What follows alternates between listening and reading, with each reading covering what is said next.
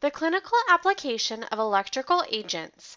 The content within this lecture can be found within Chapter 13 in the Therapeutic Modalities text by Chad Starkey and Chapter 17 in the Therapeutic Modalities, the Art and Science text by Kenneth Knight and David Draper. The contraindications and precautions for electrical stimulation can be found within the table 12-11 on page 259 within the Starkey text. The general contraindications associated with electrical stimulation include cardiac disability, pacemakers, arterial disease, uncontrolled hemorrhage, sites of infection, blood clots, pregnancy, especially concerning the application of electricity to the abdominal, lumbar, and pelvic region, cancerous lesions, exposed metal implants, history of seizures, as the electricity may trigger a seizure, sensory or mental impairments, and unstable fractures.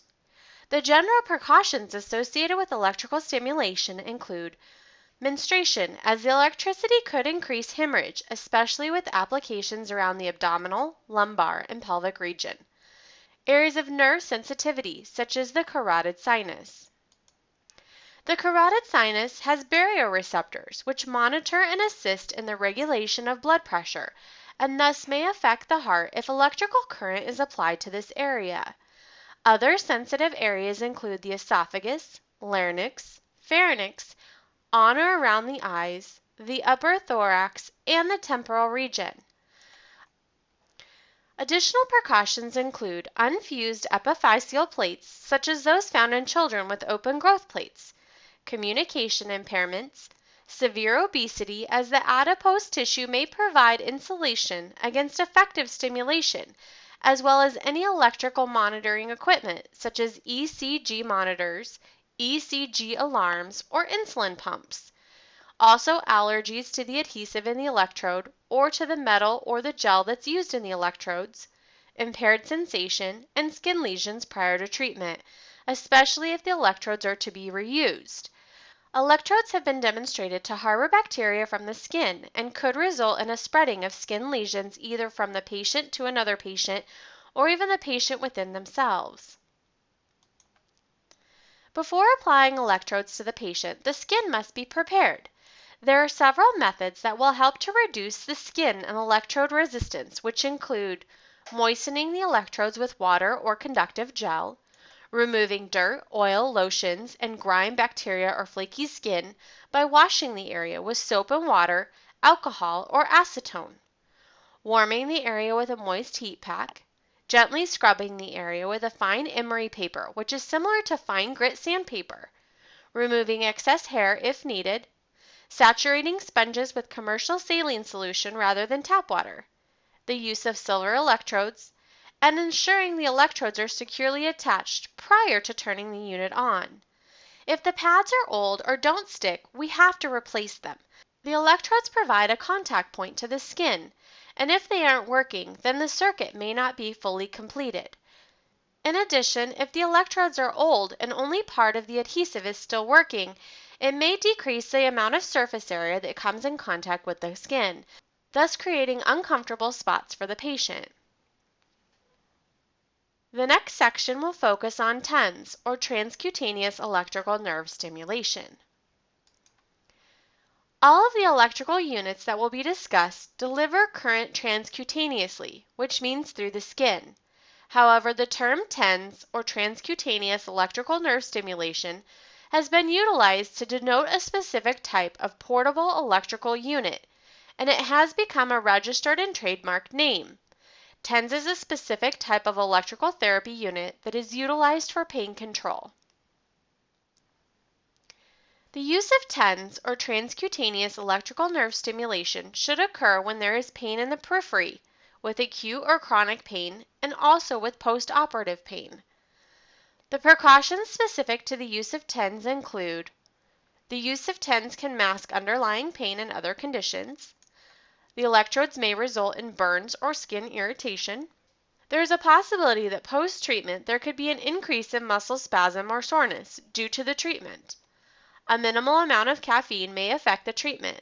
Approximately 200 milligrams of caffeine decreases the effectiveness of TENS. A regular cup of coffee contains approximately 95 milligrams of caffeine, so it would only take about 2 cups of coffee to have an effect on TENS. In addition to caffeine, narcotic use also decreases the effectiveness of TENS. Sometimes narcotics are prescribed for pain control. The caffeine and the opioid medications compete with adenosine for its receptor sites. Adenosine is the primary mediator of TENS-induced pain reduction.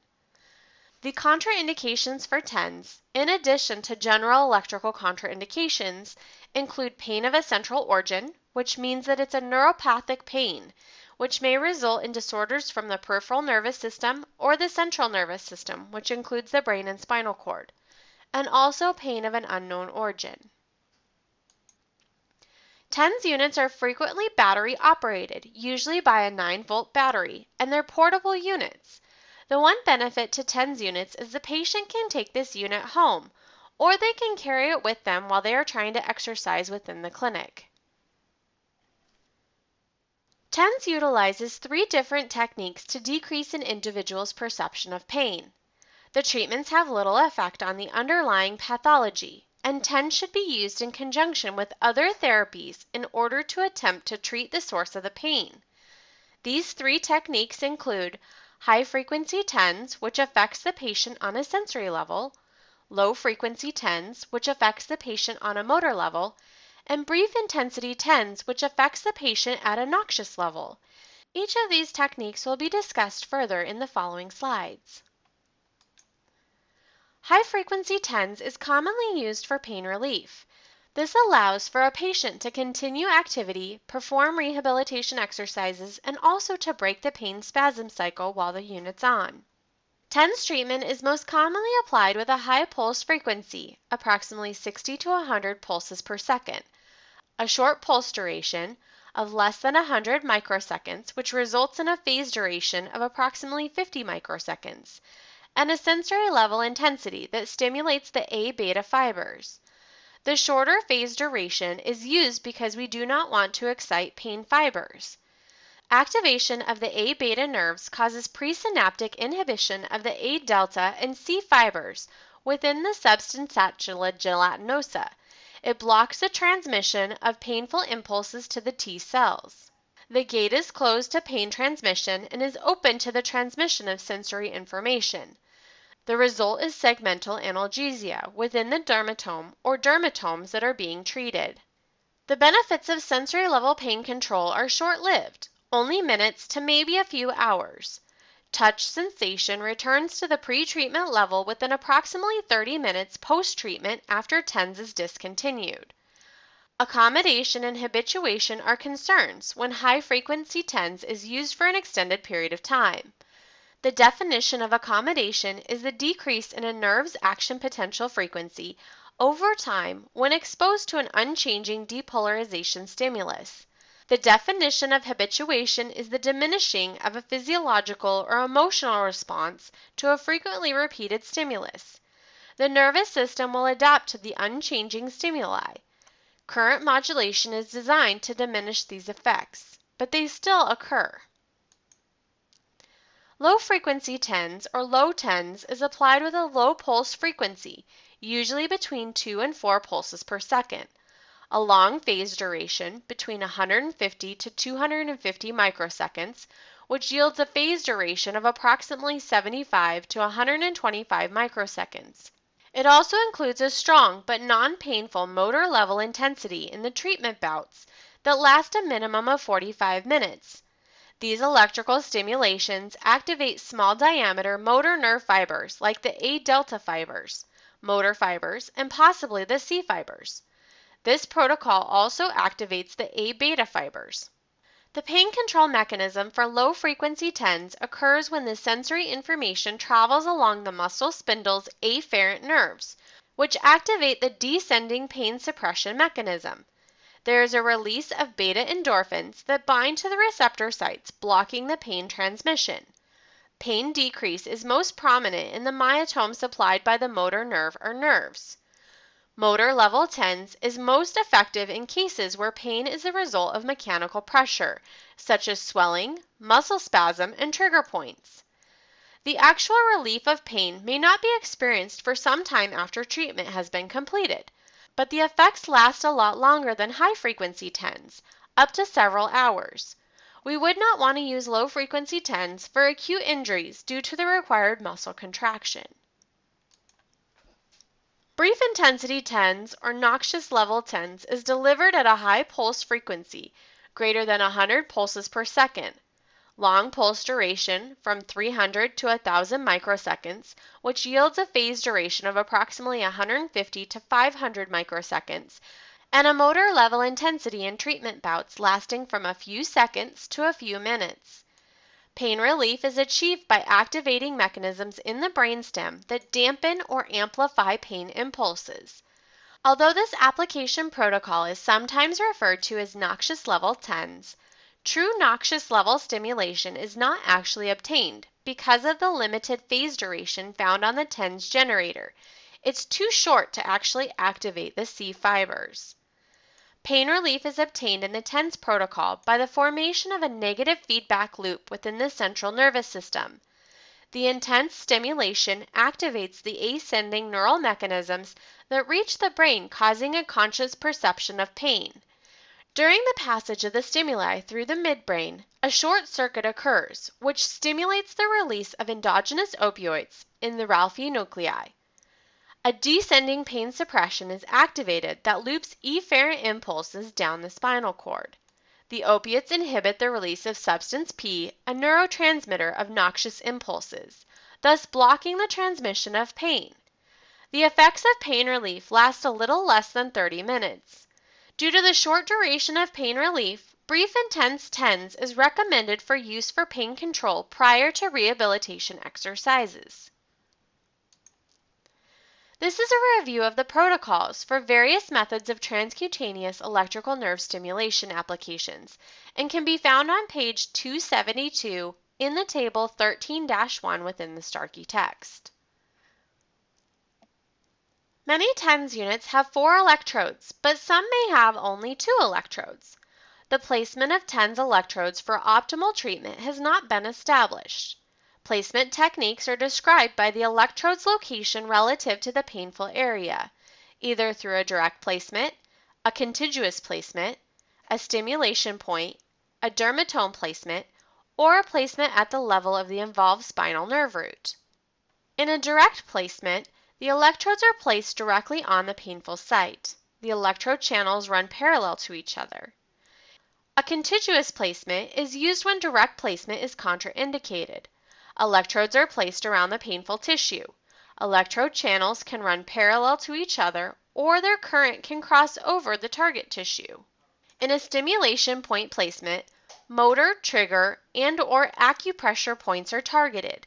See reference box 11.3 within the Starkey text. Because of the close location of these areas, a single TENS electrode may stimulate all 3 points at once. In a spinal cord level placement, the spinal cord nerve roots associated with the pain are targeted. The electrodes are placed between the spinous processes parallel to the spinal column. In a dermatome placement, one electrode is placed at the corresponding spinal cord nerve root, and the other is placed at the distal end of the dermatome. When the pain is distributed across one or more dermatomes, place the electrodes within the affected dermatome and the contralateral dermatome. A contralateral placement is based on the concept of bilateral transfer. The electrodes are placed on the opposite side of the body, approximately the location from which the pain is arising on the injured side. The next section will focus on interferential current, known as IFC. Interferential current is good to use with acute or chronic pain and with muscle spasms. Interferential current precautions include burns or skin irritation from the use of electrodes and potential increases in muscle spasm or soreness post-treatment. Interferential current contraindications include, in addition to the general electrical contraindications, pain of a central origin and pain of an unknown origin. Interferential current, IFC, is also known as interferential stimulation, IFS. These units generate two alternating currents on two separate channels. One channel produces a constant high-frequency sine wave, approximately 4,000 to 5,000 Hz, and the other channel produces a sine wave with a variable frequency. The two currents meet in the body to produce an interference wave having a frequency between 1 and 299 Hz. The medium frequency current penetrates the tissue with very little resistance. The resulting interference currents are in a range that allows for effective stimulation of deeper tissues than do other forms of electrical stimulation. This also occurs with relatively little patient discomfort, which makes it a popular choice. Interferential current is most commonly used as a pain relief for larger areas or for areas which require a deeper level of penetration. Increases in venous and lymphatic return and reduction in chronic edema have all been documented with interferential current. The rate at which the interference waveform changes its amplitude is called the beat pattern. It is the difference in frequency between the two circuits. The maximum benefit from the interferential stimulation occurs at a 45-degree angle from the intersection of the channels in the shape of a four-leaf clover. The distribution of the current is inconsistent. By slightly unbalancing the currents, the interference pattern rotates and scans 45 degrees back and forth between the electrodes, which results in a larger treatment area. When interferential stimulation is applied using a quadpolar technique, the modulation of the current occurs when the two channels interfere with each other. The beat frequency is the calculated difference between the two alternating current channels. For example, if channel 1 has a carrier frequency of 5,000 Hz and channel 2 has a carrier frequency of 5,200 Hz. The beat frequency can be calculated by taking the channel 2 frequency of 5,200 Hz and subtracting the carrier 1 frequency of 5,000 Hz, which results in 200 Hz as the beat frequency. The beat frequency is also expressed as beats per second, or BPS. Just as a review, interferential currents occur when there are two alternating currents that meet and produce an interference wave of having a frequency between 1 and 299 Hz. A continuous interference is when two currents have slightly different frequencies, for example, plus or minus 1 Hz. The resulting wave alternates between constructive and destructive interferences. A constructive interference occurs when two electrical currents are in a perfect phase, that is, the wavelengths are equal and the phases cross the baseline at the same point. The amplitude of the combined wave is equal to the sum of its two parts. A destructive current is perfectly out of phase. The positive peak of the first waveform occurs at the same point on the horizontal baseline as the negative peak of the second wave. When these two waves meet, the amplitudes cancel each other out, resulting in a wave intensity of 0. Electrical interference definitions can be found within box 13-5 on page 281 within the Starkey text. During the interference, the energy can either result in an augmentation or an attenuation of the current. Augmentation occurs when there is an increase in energy, and attenuation is a decrease in energy. This modulation or interference results in less accommodation for the patient, which results in an extremely comfortable current for the patient. There are two different electrode placements that can be used for interferential current. The quadpolar method is the most common electrode placement, which results in the use of 4 electrodes that are placed around a painful area. Interference occurs within the two currents from the 4 electrodes, and therefore the interference occurs within the body. There can also be a bipolar method of interferential current. The mixing of the two channels occurs within the generator rather than within the body tissues, and this is commonly called premodulated current. Two channels are used within the generator with a single output channel that's applied to the tissue. A bipolar interferential stimulation or a premodulated current does not penetrate as deeply as does the quadpolar application. Several options are available during interferential current to help modulate the current and to change the sensation for the patient. A sweep is a constantly modulated frequency of one of the channels which prevents accommodation. This is a rhythmic change throughout a range of frequencies. A scan occurs when the clover rotates 45 degrees back and forth, which reduces accommodation and helps to treat a larger area. Target is available by moving the center of the interference by gliding a finger across the touchpad. Scan occurs when the clover rotates 45 degrees back and forth, which reduces accommodation and helps to treat a larger area. The picture on the left of the screen is a representation of the interference pattern. The maximal benefit from the interferential stimulation occurs at a 45-degree angle from the intersection of the channels. The picture on the right of the screen is a representation of the dynamic interference vectoring. This is a normal vectoring pattern that rotates through the treatment to stimulate a broader tissue area. The target again allows the clinician to move the center of the interference by gliding a finger across the touchpad. You'll get to play with target during our lab activity. Interferential current can be utilized for pain control through either a gate control mechanism or through the endogenous opioid release theory. At a sensory level, the machine will need to be set for a high beat frequency, approximately 80 to 150 Hz, which will result in a gating control pain mechanism. There are two settings for a motor level. There can either be a low beat frequency of 1 to 10 Hz, which will result in an endorphin release, or a high beat frequency of 80 to 120 Hz, which will result in an enkephalon response. With a motor response, the pumping muscle contraction will result in an increase in venous and lymphatic return.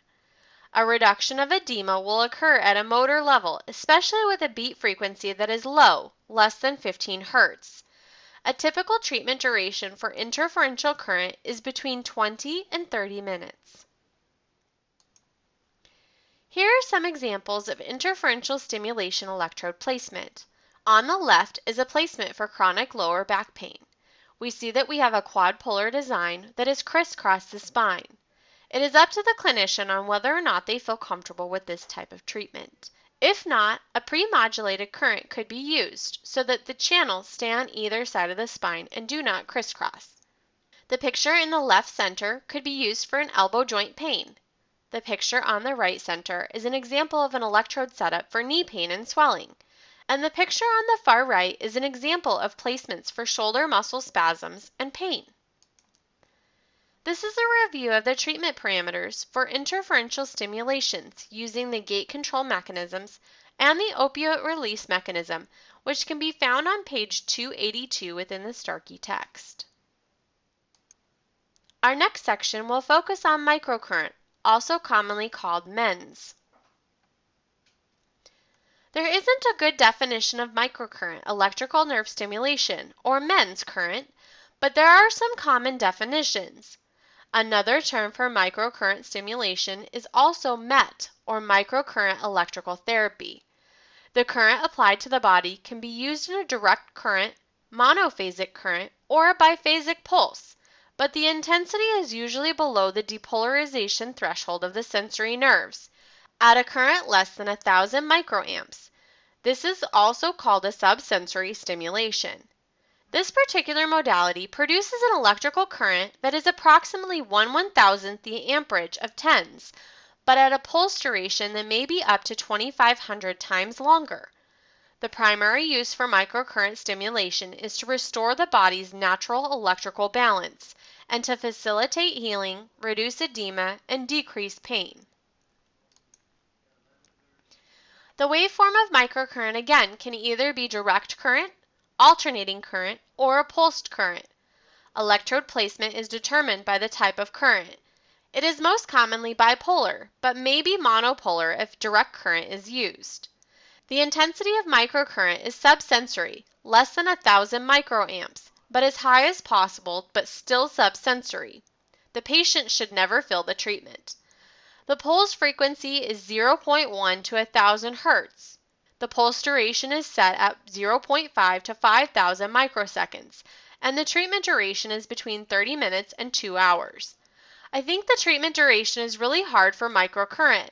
Most clinicians do not have that quantity of time to devote to one patient, And many patients won't want to spend up to 2 hours receiving just their electrical therapy treatment, especially for a treatment that they can't even feel.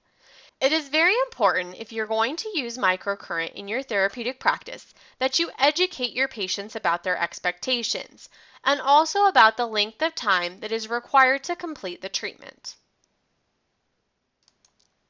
The indications for the use of microcurrent stimulation include acute and chronic pain, acute and chronic inflammation, reduction of edema, sprains, strains, and contusions, superficial wound healing, scar tissue healing, neuropathies, TMJ or temporomandibular joint dysfunction, and carpal tunnel syndrome. The contraindications for the use of microcurrent, in addition to the general electrical stimulation contraindications, are pain of an unknown origin and osteomyelitis. The precautions for the use of microcurrent stimulation include dehydration of the patient, which may result in nausea, dizziness, and headaches either during or after the treatment, and treatments over scar tissue, which may result in a decreased resistance. The patient may report electrical shocks from the decreased amount of current that is required to overcome the scar's electrical resistance. The theory of microcurrent suggests that it may work in wound healing by attracting cells responsible for healing to the region. However, there are some major issues with this theory. One of the biggest issues is that microcurrent may not be strong enough to overcome skin impedance, to even be absorbed by the skin or the target tissue below the skin. Unfortunately, there isn't a whole lot of evidence available in the literature that suggests that microcurrent is an effective treatment. The theory is sound, and there are a lot of articles that substantiate the theory, but the evidence of microcurrent's effectiveness is lacking within the literature. The next section will focus on neuromuscular electrical stimulation, also called NEMS. Neuromuscular electrical stimulation, or NEMS, is the recruitment of motor nerves at a motor level. The primary use of neuromuscular electrical stimulation is for muscle reeducation, preventing or retarding atrophy, increasing range of motion, and decreasing edema. The indication for the use of neuromuscular electrical stimulation include muscle reeducation, atrophy prevention, muscle spasms, subacute and chronic edema, maintaining range of motion, joint contracture prevention, decreased blood flow, and AMI. AMI will be discussed within the electrical modality module. The contraindications for neuromuscular electrical stimulation, in addition to general contraindications, include strains and unstable bony attachments of muscle. The precautions for neuromuscular electrical stimulation include burns or skin irritation and muscle spasms or soreness. Neuromuscular electrical stimulation causes an involuntary or exogenous muscle contraction. It excites type 2 muscle fibers, first, which have large diameter motor nerves. Large diameter motor nerves are preferentially stimulated first with NMES because they have such a lower capacitance than do small motor nerves. We need to be careful about how strong the contraction is, since this exogenous stimulation of the Golgi tendon organs are not active. The body is not able to regulate the strength of the contraction. Also, exogenous contractions do not synchronize which motor units are stimulated. Therefore, there is a high amount of fatigue that happens quickly. The law of Du Bois-Reymond states that if there is a stimulus of great enough amplitude, the action potential will occur.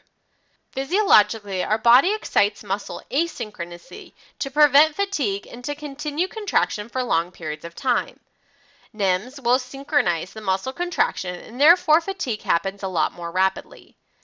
Involuntary or endogenous type contraction, type 1 fibers will be recruited first, which are smaller diameter nerve fibers. The waveforms commonly used are either biphasic or Russian type currents. These currents have a long pulse duration and a high intensity, which means it will be less comfortable for the patient. The use of neuromuscular electrical stimulation is well substantiated within the literature. Originally, neuromuscular electrical stimulation was claimed to be better than voluntary muscle contractions, which has since been proven inaccurate. Isometric contractions will only result in very small benefits to the increases in range of motion and overall strength. After the 1972 Summer Olympics, much attention was given to the electrical strength training regimen used by Russian athletes. A Soviet physician, Dr. Yakov Kots, reported that athletes training under this technique demonstrated a 30% to 40% strength improvement over those that are training with just isometric exercise alone. Unfortunately, these results have never been reproduced. We always want to combine the NMES contraction with an isometric contraction. We use biofeedback, either the hand on the quad or an EMG analysis machine during the treatment. The goal of NMES is a tonic muscle contraction that can be combined with active exercises. The waveform for NMES looks like a Russian current or a biphasic ramping. The electrode placement is bipolar. The intensity will be set at a motor stimulus or strong as tolerated. The phase duration is 200 to 300 microseconds. The pulse frequency is 50 pulses per second. The duty cycle depends on the stage of rehabilitation and usually ranges from 1 to 5 to 1 to 1. The treatment duration is approximately 10 to 15 minutes or approximately 10 to 15 contraction cycles. Russian stimulation involves the use of a 2500 Hz carrier sine wave with a burst modulation. The theory behind Russian stimulation, as with interferential current stimulation, is that higher frequencies would decrease the amount of capacitative skin resistance and allow for more current to reach the motor nerve at lower intensities.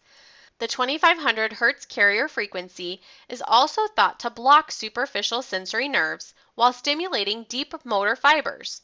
Although the strength gain benefits have not been duplicated, this form of electrical stimulation is an excellent method to decrease muscle atrophy prior to surgery. Neuromuscular electrical stimulation is commonly used for muscle re-education. NMES commonly has a duty cycle. A duty cycle is determined by the patient's progress in the rehabilitation program. In early rehabilitation, the duty cycle is set at a 1 to 5 ratio, or 17% on time. Towards the middle stages of the rehabilitation, the duty cycle may shrink to a ratio of 1 to 3 or 25%. In the last stages of rehabilitation, the ratio may become equal at 1 to 1 or a 50% duty cycle. Increases in muscle tension are produced by an increased frequency of firing of the motor unit, an increase in the number of motor neurons firing and muscle recruitment, and a reduction in the asynchronous firing of motor units. A second goal of NMES may also be to reduce subacute or chronic edema. The waveform would be biphasic with a bipolar electrode placement. The intensity would be a motor level stimulation. The phase duration is set at 250 microseconds with a pulse frequency of less than 10 pulses per second. The duty cycle is typically set at 50% and the treatment duration is between 10 and 30 minutes. It is best if this treatment is combined with elevation. Electrodes are placed over the proximal muscle to create a pumping action and to create a muscle milking. This is a review of the parameters for neuromuscular electrical stimulation, both for muscle re-education as well as the parameters for edema reduction. The next section will focus on high voltage electrical stimulation, or HVPS. High voltage pulse stimulation is confusing in its name. High volt is commonly referred to as a galvanic current. However, the term pulsed and galvanic are opposing terms. Galvanic is a term that is utilized to describe a continuous waveless unidirectional current. Therefore, a galvanic current cannot be pulsed. The confusion stems from the constant use of this term in the literature and in the manufacturer's descriptions. High volt pulsed current delivers a monophasic current, so the polarity of each electrode is known and matters within the application of current. With high volt, we cannot adjust phase duration. It is commonly reported as a twin peak monophasic current and must exceed 150 volts, but is usually closer to 500 volts in order to be classified as high volt pulse stimulation. High volt has a high peak, which means a low average current, and is relatively comfortable for the patient. The current has an effective phase duration between 5 and 20 microseconds, which minimizes the stimulation of the pain fibers. It has a duty cycle of a 1% on time and a 99% off time. The short on time will result in no physiochemical changes at the cellular level. The intraspace interval can be adjusted, but it does not affect the average current. The primary uses for high-volt electrical stimulation are for muscle re-education, pain control, edema reduction, and wound healing. The indications for the use of high-volt electrical stimulation include peripheral nerve re-education, delay of deinnervation and atrophy, edema control and reduction, decreased blood flow, restoring range of motion by decreasing muscle spasm and inhibition of muscle spasticity, deinnervated muscle re-education, and voluntary motor function facilitation. The precautions associated with the use of high-volt include unwanted muscle tension, muscle fatigue, especially seen with high duty cycles, burns or skin irritation from electrode usage, and muscle spasm or soreness post-treatment. One of the goals of high-volt pulse stimulation is to cause a muscle contraction. The electricity intensity should be set to a motor level. The pulse frequency may vary. It will be set low for individual muscle contractions at a setting of less than 15 pulses per second, and it will be set at a moderate level for tonic contractions, a little bit higher than 50 pulses per second. A duty cycle should start low, approximately 20%, and then should increase as the muscle continues to respond. An additional goal of high-volt pulse stimulation is pain control via the gate control mechanism. The intensity is set at a sensory level.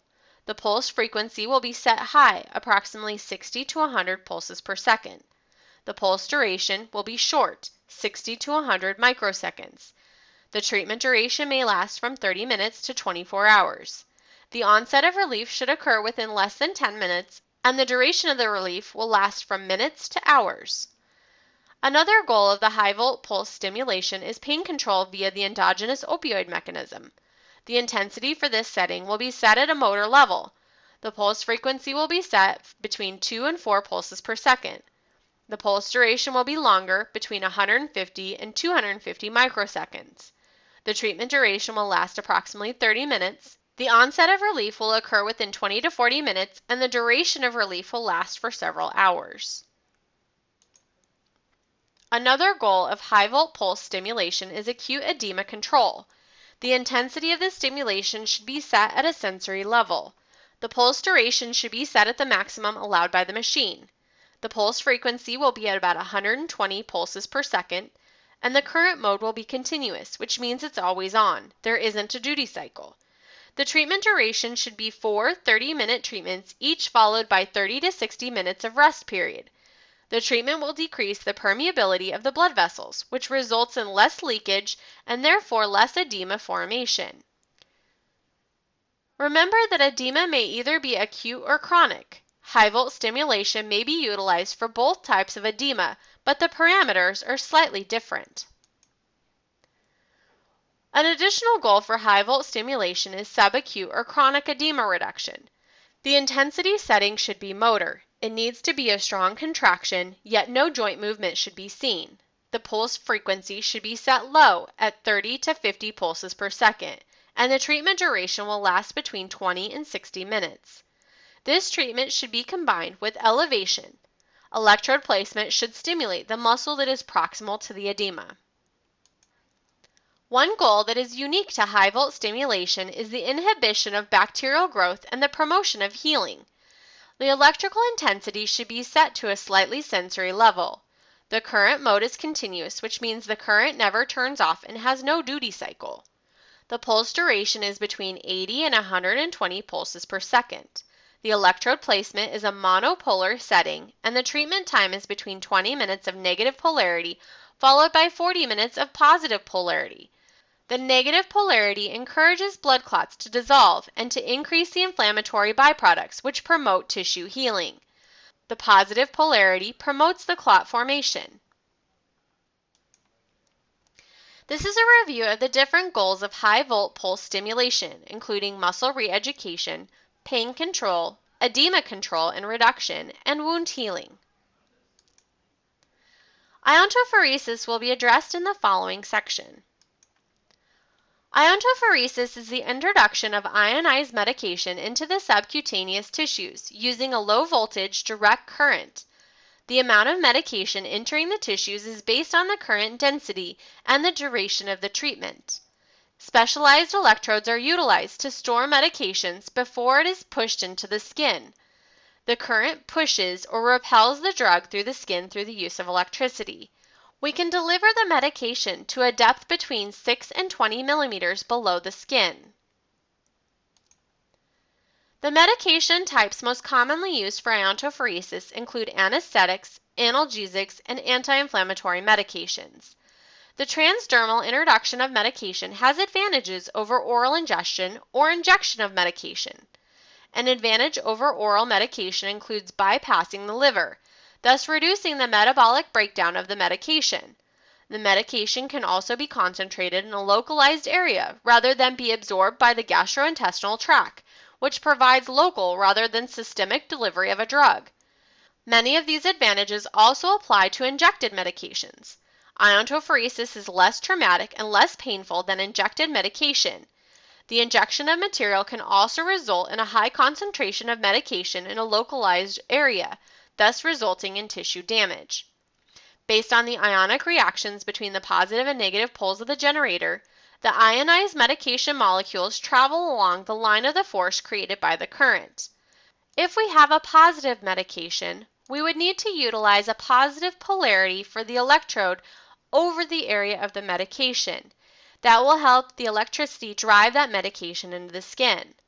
We can see the same thing with a negative medication. We would need to be able to use a negative polarity to help drive that medication into the skin as well. Remember that like charges repel each other, and thus we can use the electricity to drive the medication. Medication is delivered approximately 6 to 20 millimeters below the skin.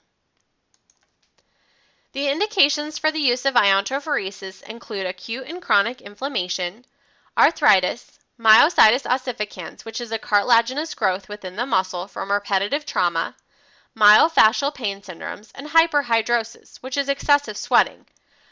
The precautions associated with the use of iontophoresis include that the treatment may be performed only under the prescription of a physician, and we never reuse electrodes. The contraindications for iontophoresis, in addition to general electricity contraindications, include hypersensitivity to STIM, contraindications to the medication, and pain of an unknown origin. In addition, it is important that we don't treat the orbital region, transcutaneous region, over the brain, or over damaged skin or over wounds. Iontophoresis is conducted with a direct monopolar current.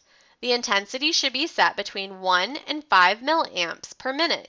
Usually 2 milliamps per minute is the preferred treatment. The treatment duration depends on the intensity setting.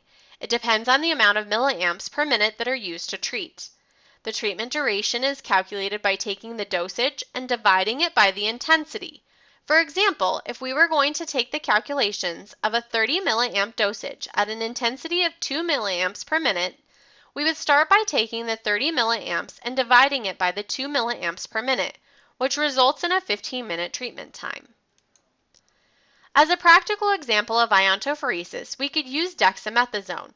Dexamethasone is commonly used as an anti-inflammatory medication. The delivery concentration is 2 cc's of the 4 mg per milliliter of dexamethasone. A cc stands for a cylinder capacity or a cubic centimeter, which is the unit of measure that will be loaded into the syringe. Dexamethasone comes in different dosages, most commonly 4 mg per milliliter and 10 mg per milliliter. The dosage for the treatment is 41 milliamps per minute, and the polarity of dexamethasone is negative. If we wanted to calculate the duration if a 2 milliamp treatment was utilized, we could easily do this. We know that the dosage of a 41 milliamp per minute, and we know the intensity of the treatment is at 2 milliamps. We would divide the 41 milliamps per minute by 2 milliamps, which equals the treatment duration of 20.5 minutes for the treatment time. And the polarity of the delivery electrode would be negative since dexamethasone has a negative polarity. Remember that like charges repel, so we would need to use a negative pole to drive the medication across the skin.